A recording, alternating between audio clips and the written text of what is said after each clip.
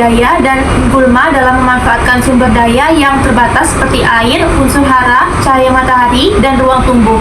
Gulma biasanya tumbuh lebih cepat dan lebih agresif sehingga mampu menyerap unsur hara dan air lebih banyak dibandingkan tanaman budidaya. Selain itu, gulma juga dapat menutupi tanaman sehingga mengurangi penerimaan cahaya matahari yang dibutuhkan untuk proses fotosintesis. Akibatnya, pertumbuhan tanaman budidaya menjadi terhambat, perkembangan tanaman tidak optimal, dan produksi atau hasil panen dapat menurun. Jika gulma tidak dikendalikan sejak awal pertumbuhan tanaman, tingkat persaingan akan semakin tinggi dan dapat menyebabkan kerugian yang cukup besar bagi petani. Oleh karena itu, pengendalian gulma perlu dikendalikan secara tepat dan pada waktu yang sesuai agar pertumbuhan tanaman budidaya tetap optimal dan hasil panen dapat maksimal. Selanjutnya, jenis kompetisi gulma. Jenis kompetisi gulma ada dua, yaitu interspesifik dan intraspesifik. Kompetisi interspesifik adalah persaingan yang terjadi antara gulma dan tanaman budidaya yang berbeda jenis. Persaingan ini biasanya paling merugikan karena gulma yang tumbuh lebih cepat dan lebih kuat dalam memanfaatkan sumber daya seperti air, unsur hara, cahaya, dan ruang tumbuh. Akibatnya, tanaman budidaya menjadi kalah bersaing sehingga pertumbuhannya terhambat dan hasil panen dapat menurun.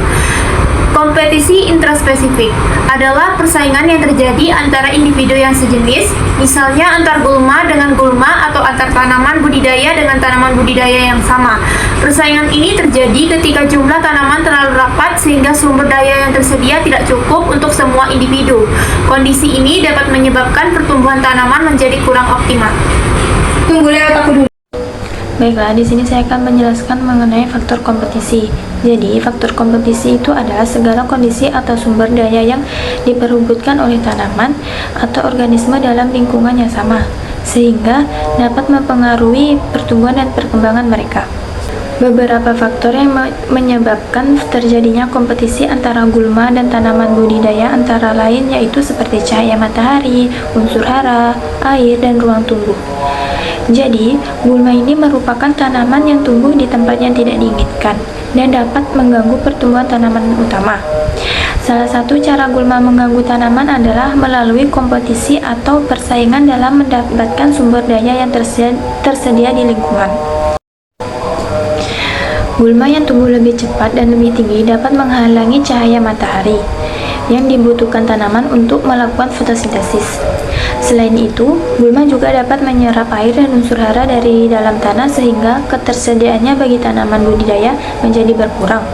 Tidak hanya itu, gulma juga bersaing dalam ruang tumbuh, baik di atas permukaan tanah maupun di dalam tanah melalui sistem perakarannya.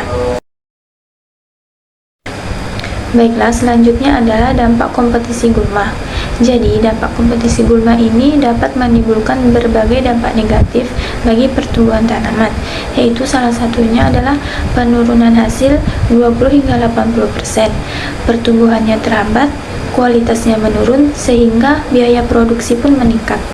Selain itu, keberadaan gulma juga dapat menyebabkan penurunan hasil panen, baik dari segi jumlah maupun kualitas produksi. Dalam beberapa kasus, gulma juga dapat menjadi tempat berkembangnya hama dan penyakit yang dapat menyerang tanaman budidaya.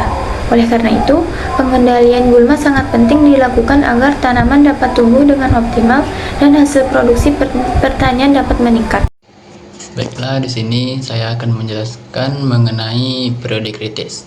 Nah, periode kritis itu adalah rentang waktu pada pertumbuhan tanaman, di mana tanaman itu paling peka terhadap gangguan gulma. Biasanya, periode ini terjadi pada fase awal vegetatif, yaitu sepertiga sampai setengah awal masa pertumbuhan tanaman. Pada fase ini, tanaman masih kecil, sehingga kemampuan bersaing dengan gulma itu masih rendah. Nah, jika gulma tidak dikendalikan pada waktu itu, maka gulma itu akan mengambil unsur hara, air, cahaya, dan ruang tumbuh yang dibutuhkan tanaman. Sebagai contoh, pada tanaman jagung. Nah, periode kritis terjadi pada umur sekitar 2-5 minggu setelah tanam. Sedangkan pada tanaman padi sekitar 3-7 minggu setelah tanam. Karena itu, pengendalian gulma pada periode ini sangat penting dilakukan, baik dengan penyiangan maupun penggunaan herbisida, agar tidak menyebabkan penurunan hasil panen. Nah, yang kemudian faktor periode kritis. Periode kritis itu tidak selalu sama pada setiap tanaman. Hal ini dipengaruhi oleh beberapa faktor. Yang pertama itu adalah jenis tanaman, karena setiap tanaman memiliki kecepatan pertumbuhan dan kemampuan bersaing yang berbeda. Yang kedua itu ada jenis dan kerapatan gulma. Jika gulma tumbuh sangat banyak atau memiliki pertumbuhan yang cepat, maka tanaman itu akan lebih cepat mengalami persaingan. Kemudian yang ketiga ada kondisi lingkungan, seperti kesuburan tanah, ketersediaan air, dan cahaya matahari. Dia itu juga mempengaruhi pertumbuhan tanaman maupun gulma. Selain itu, musim dan sistem budaya juga berpengaruh terhadap munculnya gulma dan periode kritis tanaman. Jika periode kritis ini terlewat tanpa pengendalian gulma, maka dapat menyebabkan penurunan hasil panen secara permanen dan juga meningkatkan cadangan biji gulma di tanah yang dapat menimbulkan masalah gulma di musim tanam berikutnya. Oleh karena itu, dengan mengetahui faktor-faktor tersebut, petani dapat menentukan waktu yang tepat untuk penyiangan atau penggunaan herbisida sehingga pengendalian gulma menjadi lebih efektif. Baik, di sini saya akan menjelaskan tentang pengertian dan cara kerja alelopati. Alelopati adalah interaksi antara tanaman melalui pelepasan senyawa kimia yang disebut alelokimia. Senyawa ini dikeluarkan oleh suatu tumbuhan dan dapat memengaruhi pertumbuhan, perkembangan, serta perkecambahan tanaman lain di sekitarnya. Cara kerja alelopati: tumbuhan melepaskan alelokimia ke lingkungan melalui beberapa jalur, yaitu volatil atau penguapan. Senyawa kimia dilepaskan ke udara dan memengaruhi tanaman di sekitarnya. Yang kedua, eksudasi akar. Akar tanaman mengeluarkan zat kimia ke dalam tanah. Yang ketiga, pencucian atau leaching. Senyawa kimia dari daun atau bagian tanaman tercuci oleh air hujan ke dalam tanah. Yang terakhir, dekomposisi residu. Sisa-sisa tanaman yang membusuk melepaskan alelokimia ke tanah. Dalam petik, efek alelopati umumnya menghambat pertumbuhan tanaman budidaya. Namun, dalam beberapa kasus dapat dimanfaatkan untuk menekan pertumbuhan gulma, sehingga berguna dalam pengelolaan lahan pertanian. Oke, selanjutnya yang terakhir adalah dampak alelopati terhadap tanaman. Nah, dampak negatif alelopati sangat beragam dan dapat dirasakan mulai dari tahap awal pertumbuhan tanaman. Benih yang terpapar alelokimia seringkali gagal berkecambah karena senyawa tersebut mengganggu proses fisiologis di dalam benih. Jikapun berhasil tumbuh, tanaman akan mengalami pertumbuhan yang kerdil akibat terhambatnya penyerapan air dan mineral dari dalam tanah. Selain itu, daun tanaman yang berdampak akan menguning atau mengalami klorosis karena produksi klorofil terganggu oleh racun alelokimia.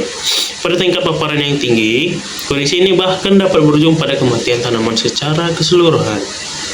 Nah, contoh gulma alelopatik ada beberapa jenis.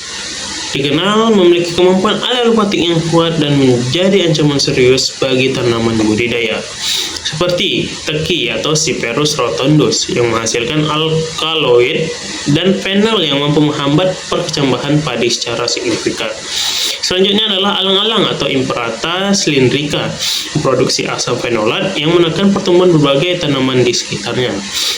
Selanjutnya adalah babadotan atau Ageratum conzoides, mengandung kemarin dan flavonoid yang mengganggu pembelahan sel pada akar tanaman lain. Sementara itu, sorghum atau sorghum bicolor menghasilkan senyawa sorgolen yang mampu menghambat proses fotosintesis gulma maupun tanaman di dekatnya. Di sisi lain, sifat alelopati juga dapat dimanfaatkan secara positif melalui penggunaan tanaman pengendali. Salah satu contohnya adalah kacang-kacangan jenis Mucuna pruriens atau yang dikenal sebagai koro bengong. Tanaman ini menghasilkan senyawa L-dopa dan berbagai senyawa fenolat yang efektif menekan pertumbuhan gulma di sekitarnya. Selain itu, Mucuna pruriens juga berfungsi sebagai tanaman penutup tanah, sekaligus mampu mengikat nitrogen dari udara, sehingga turut meningkatkan kesuburan tanah secara alami.